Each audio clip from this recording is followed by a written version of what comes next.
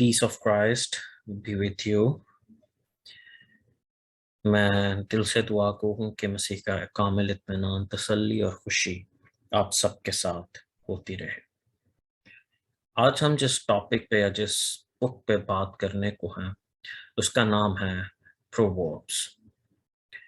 آج ہم book of پرووربس سے بات کریں گے، جس کو اکثر اوقات ہم حکمت کی کتاب کہتے ہیں،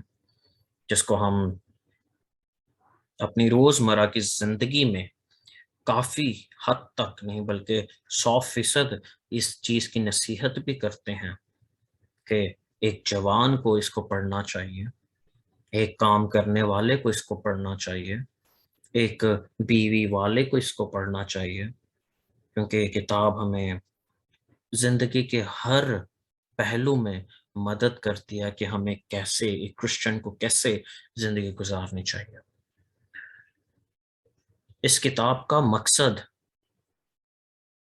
یہ نہیں کہ اس نے صرف ہمیں مسئلے دی، پرووربس دیے، بلکہ اس کا مقصد یہ بھی ہے کہ اس نے ہمیں ایک طریقہ کار بتایا کہ ہم کیسے خدا کے کلام کے مطابق چل سکتے ہیں، اور خدا کے کلام کی اہمیت کیا ہے ہماری زندگی میں، ایک جوان کی جوانی کی کیا اہمیت ہے، ایک شادی شدہ جوڑے کی زندگی کی کیا اہمیت ہے، ماں باپ کی کیا اہمیت ہے، بچوں کی کیا اہمیت ہے، خدا کی ہماری زندگی میں کیا اہمیت ہے، بادشاہ کو کیسا ہونا چاہیے، بیٹے کو کیسا ہونا چاہیے۔ تو یہ سارے کل ملا کے ہر وے میں یہ ہمیں ٹیچ کرتی ہے کہ ہمیں کیسے رہنا چاہیے۔ اگر ہم اس کے پس منظر کی بات کریں، اس کے بیک گراؤنڈ کی بات کریں، تو اس کے پہلے 29 چیپٹرز کو خود بزرگ سلیمان نے لکھا ہے۔ first 29 chapters were written by the king Solomon،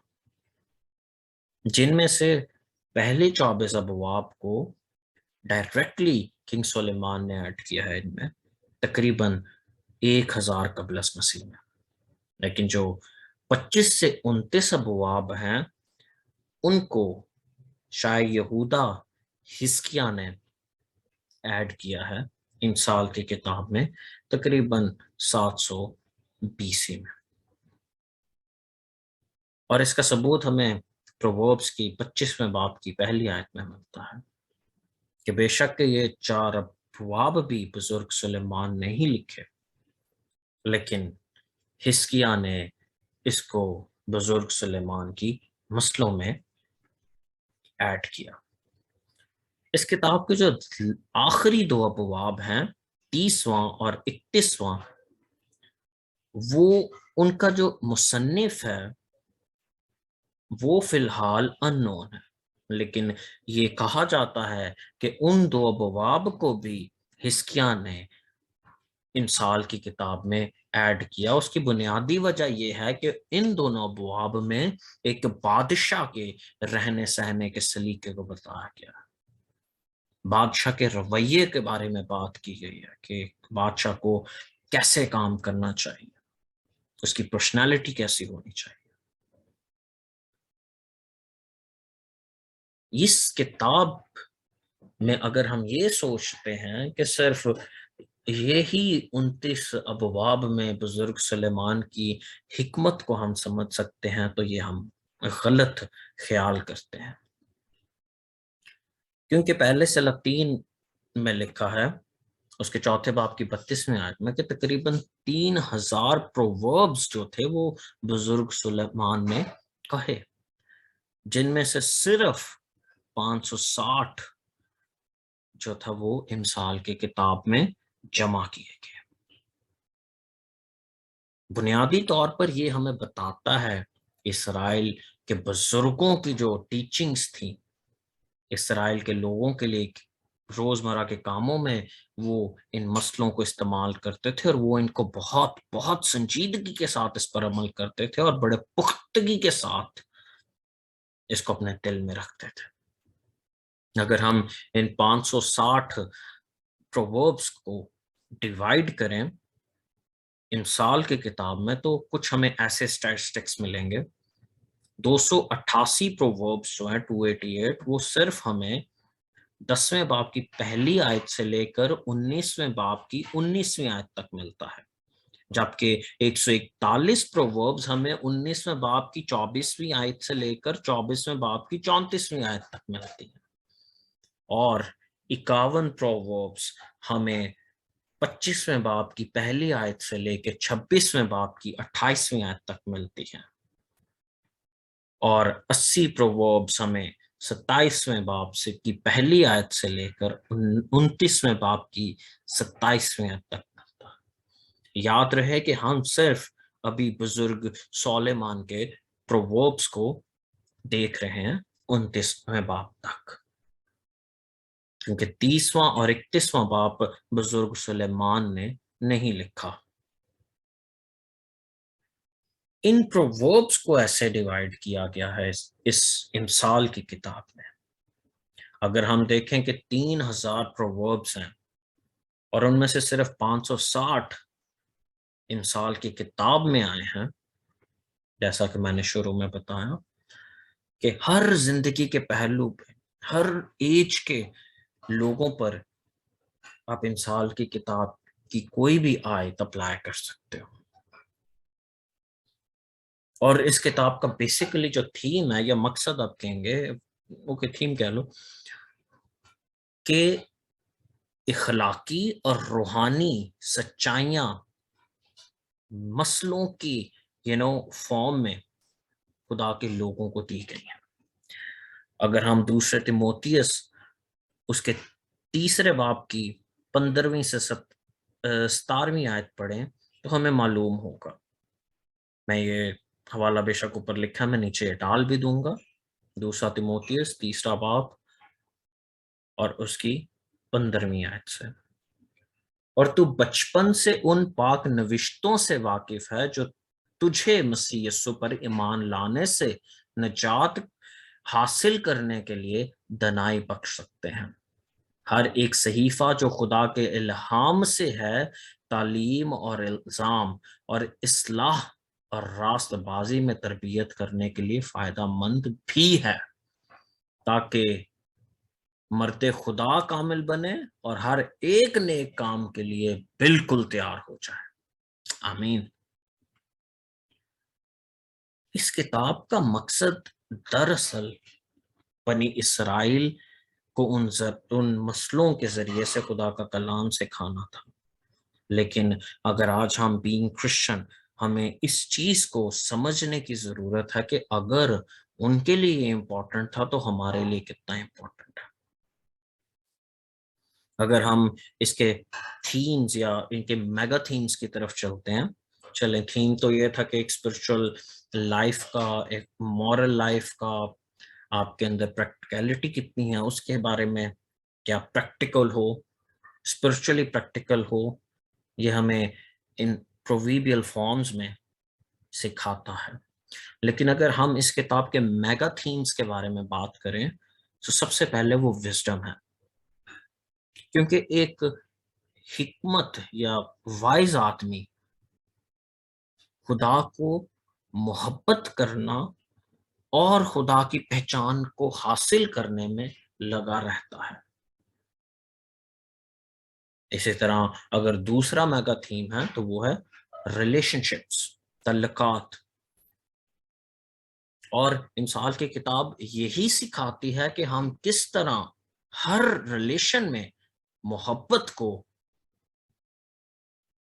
اختیار کر سکتے ہیں، ہر ریلیشن شپ میں ہم کس طرح محبت کے ساتھ ہر چیز کو ڈیل کر سکتے ہیں۔ اور محبت ہی ایک ایسی چیز ہے جو انسان کے مورل کو بہت ہائی سٹینڈرڈز دیتی ہے۔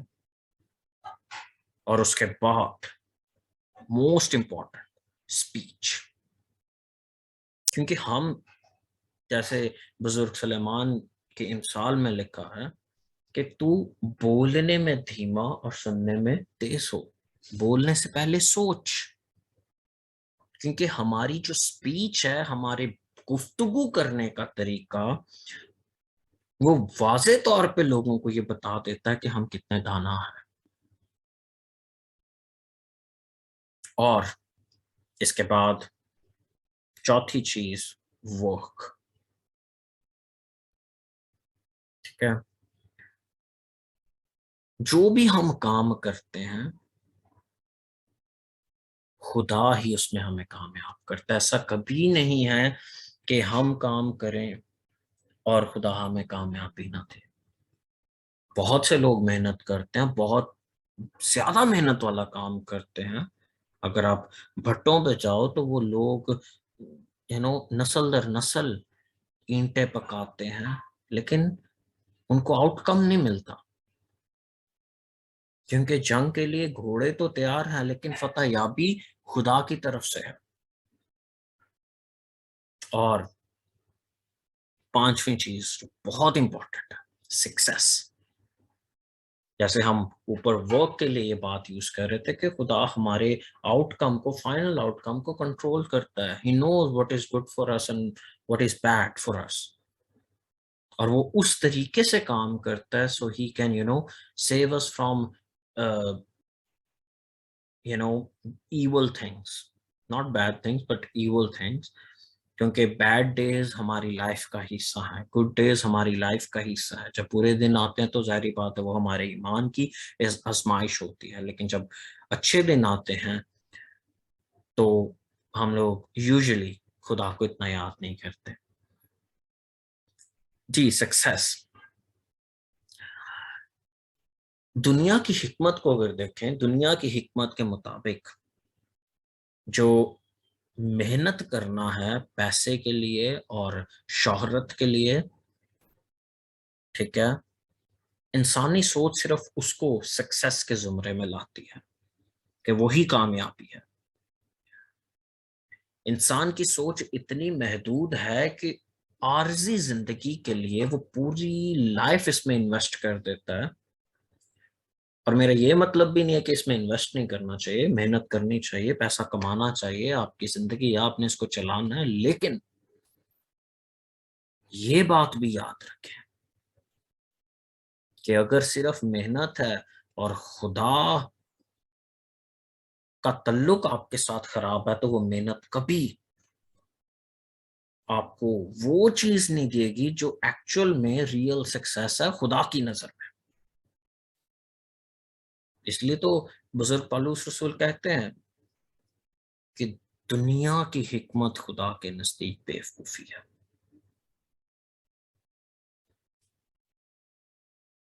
لیکن کیا ہے کہ خدا کے نزدیک، خدا کی نظر میں سکسیس وہ کیا ہے؟ ایک باعزت انسان بننا، اخلاقی کردار ہمارا ہو، اور روحانی طور پہ ہم پورے طور سے، پورے دل سے اس کے پیچھے چلنے والے ہیں، اس کو اوبے کرنے والے ہیں. یہ ان کے تھیم اور میگا تھیمز تھے. یہ بک ہمیں ہر لحاظ سے بتاتی ہے کہ ہمیں اپنی زندگی میں ماں باپ کو کیا مقام دینا ہے، بھائیوں کو کیا مقام دینا ہے، دوستوں کو کیا مقام دینا ہے.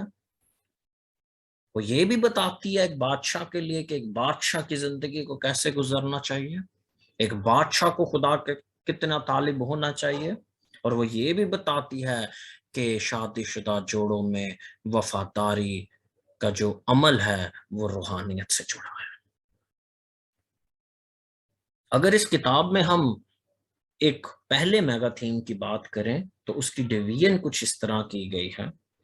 جیسے کہ میں ابھی بتا رہا تھا کہ ہر ایج کے لوگوں کو اس کتاب نے ایڈوائز کیا ہے. اس میں جو پہلے باب کی پہلی آیت سے لے کر 9ویں باب کی 18ویں آیت تک اگر ہم جاتے ہیں تو یہ حکمت ایک ٹین ایجرز کو، ینگ لوگوں کو دی گئی ہے کہ انہوں نے معاشرے میں کیسے زندگی گزارنی ہے، انہوں نے کن کن برائیوں سے بچنا ہے، انہوں نے کس کمپنی سے بچنا ہے کہ بری صحبتیں اچھی عادتوں کو بگاڑ دیتی ہیں، ان کو کس کی بات پر عمل کرنا ہے، اور خدا کی نظر میں کتنا وفادار رہنا ہے.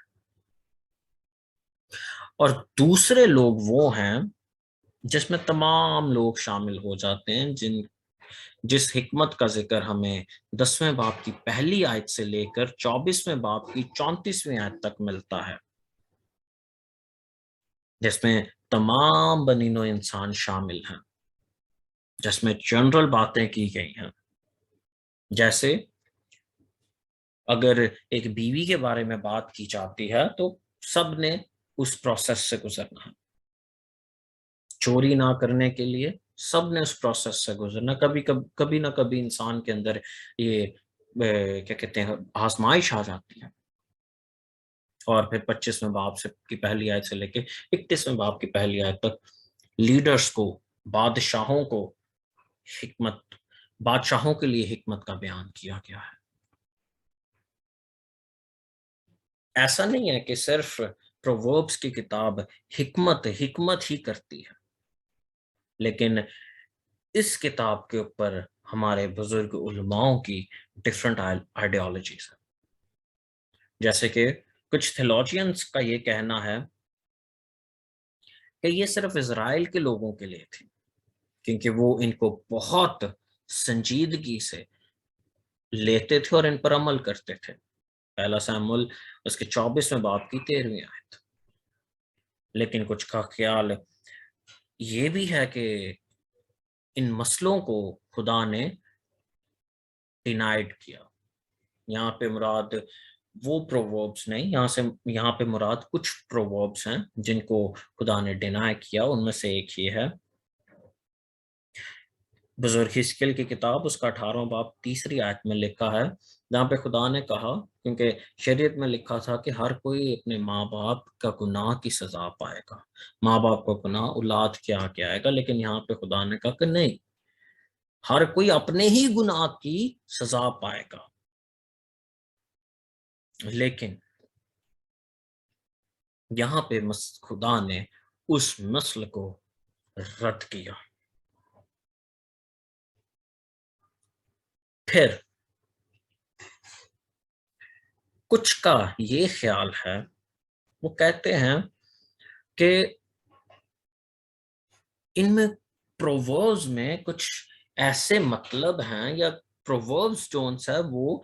پروفیسیز کو، نبوتوں کے معنوں کو بیان کرتی ہے، اور اس کا کرنٹ کرسچن لائف سے کوئی لینا دینا نہیں، چونکہ یہ کتاب جب آئی اس میں مسئلے ہی مسئلے تھیں، اور انہوں نے لوگوں کے لیے ان مسئلوں کو نہیں رکھا، بلکہ ان میں جو نبوتیں پائی جاتی تھیں وہ ان کے لیے لکھی گئیں جو آنے والے دور کے بارے میں، جیسے حکمت پہاڑوں پر چلاتی ہے، حکمت گلی کے کونوں پر کھڑی ہو کر پکارتی ہے۔ تو کچھ تھیولوجینز کا، علماء اکرام کا یہ دعویٰ ہے کہ جی نہیں، وہ صرف نبوتوں کی حد تک تھی،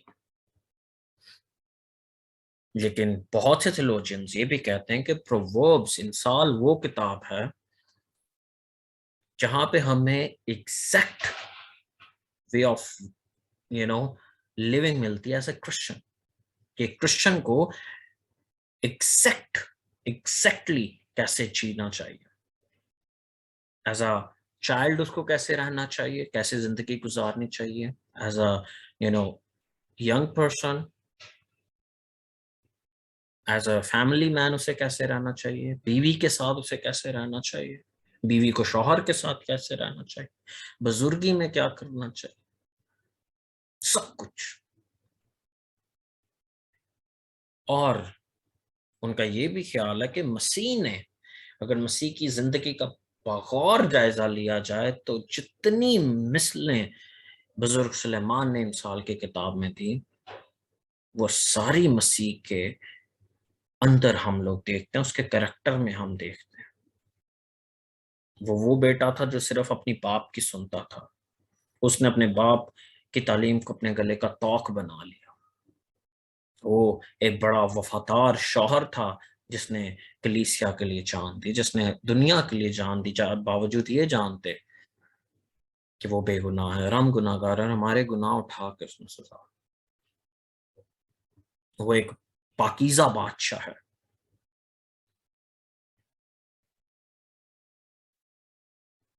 اور سب مل ملانے کے بعد اگر ہم اس کتاب کا جائزہ لیں تو یہ وہ کتاب ہے جو ایک مسیحی کو روز پڑھنی چاہیے. چاہے وہ بچہ ہے، جوان ہے، بوڑھا ہے، اسے روز پڑھنی چاہیے، کیونکہ یہ ہمیں مسیحی زندگی گزارنے کی ایک بہت بہت بڑھیا اگزامپل دیتی ہے. اگر ہم اس کے اسٹیٹسٹکس کی بات کریں تو یہ کتاب مقدس کی 20ویں کتاب ہے. اس کے 31 ابواب ہیں، 915 آیات ہیں، 15,043 اس کے الفاظ ہیں، 49 سوالات ہیں، 27 ورسز ایسی ہیں جو ابھی تک انفلفلڈ پروفیسیز میں آتی ہیں، جس کی بیس پر کچھ تھیولوجینز یہ بات کرتے ہیں، جیسے پیچھے پڑھا، کہ یہ ایک پروفیسائزڈ بک ہے جو صرف نبوتوں کو بیان کرنے کے لیے اس میں میٹافوریکل یا پرووربس کو استعمال کیا گیا. ان میں 67 سنس کا ذکر ہوا ہے، 66 چیزیں ایسی ہیں جو بے وقوفوں کے لیے، احمقوں کے لیے ہیں. 28 things about sluggards, 22 things about king, 25 abominations کے بارے میں ذکر ہے، 215 کمانڈز ہیں، 120 promises ہیں، 27 blessings ہیں، اور 24 secrets of life ہیں، 17 better things ہیں، اور 560 proverbs ہیں. اور اس کتاب کی جو کی ورس ہے وہ ہے امثال 1:7. امثال کی کتاب، اس کا پہلا باب اور اس کی 7ویں آیت اس کی ورس ہے. یہ ورس ہم ہر شخص کو بتاتے ہیں جو بھی حکمت پانا چاہتا ہے. ہم اسے کہتے ہیں کہ خداوند کا خوف علم کا شروع ہے. یہ اس کی ورس ہے. Get whatever you want, in your life. Do hard work, do struggle, do anything, but unless or until جب تک آپ کے اندر فیئر نہیں ہے، خدا کا خوف نہیں ہے، آپ علم کے ساتھ دل نہیں لگا سکتے. You cannot get knowledge, you cannot get,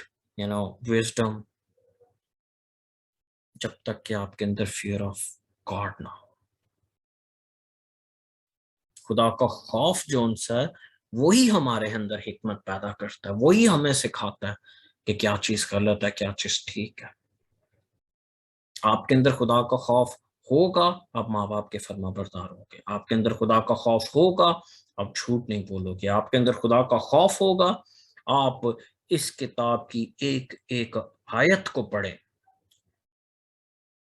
اگر آپ کے اندر خدا کا خوف ہوگا، جن جن باتوں سے وہ اپنے بیٹے کو منع کر رہا ہے آپ وہ نہیں کریں گے، کیونکہ خدا کا خوف آپ کے اندر ہے، اور وہ خوف اس علم کو پیدا کرتا ہے اور اس حکمت کو پیدا کرتا ہے جو مسیح کے وسیلہ سے ہم پاتے ہیں. ہم باقاعدہ اس کے ابواب سے شروع کریں گے، ہم چیپٹر وائز چلیں گے، ہم ورس وائز نہیں چلیں گے. اور آج جو انٹروڈکشن ہوا ہے اس کے بعد میں یہی کوشش کروں گا کہ ہر ویک ایک ایک چیپٹر آپ کے لیے لے کے آؤں، اور کبھی 2 چیپٹر بھی لے کے آؤں، تاکہ ہمارا یہ سلسلہ جو ہے سیکھنے کا یہ چلتا رہے. ابھی میں آپ سے درخواست کروں گا کہ مہربانی کر کے اپنے بچوں کو جو ابھی چھوٹے ہیں ان کو اس کتاب کو پڑھنے کی عادت ڈالیں، ان کو اس کتاب کی ایک ایک آیت رٹا دیں، ان کی انگلیوں پہ لکھ دیں، اپنے گھر کے دروازوں پر لگا دیں، ان کے کمروں میں لگا دیں، تاکہ جب تک وہ اپنے یوتھ میں جائیں ان کو پتا ہو کہ ان کے لیے کیا ٹھیک ہے اور کیا غلط ہے. یہ حکمت کی کتاب ہے، یہ خدا کی حکمت کی کتاب ہے، کیونکہ بزرگ سلیمان کے پاس حکمت باپ کی طرف سے تھی. اس نے اس حکمت سے ساری امثال کو لکھا. لیکن اگر آج اپنے بچے کو آپ اس کتاب کا عادی نہیں بناتے تو معاف کیجیے گا، آپ اپنے بچے کو اس قیمتی خزانے سے محروم کر رہے ہیں جو خزانہ باپ نے اس کے لیے مفت رکھا ہے. کیونکہ کل کو جا کے جب وہی بچہ خدا سے گلا کرے گا تو آپ شرمندہ ہوں گے. کل کو جا کے جب وہی بچہ خدا سے شکایات کرے گا کہ تو نے میرے لیے کیا کیا، تو آپ شرمندہ ہوں گے. خدا نے آپ کو ذمہ داری دی ہے. جتنے والدین یہ سنیں یا جتنے کیا کہتے ہیں نوجوان یہ سنیں، اگر آپ کا کوئی چھوٹا بھائی یا بہن ہے اسے اس کتاب کے ساتھ منسلک کریں، اسے بتائیں، اسے روز پڑھائیں، اسے بتائیں کہ ایک ورس کا مطلب کیا ہے.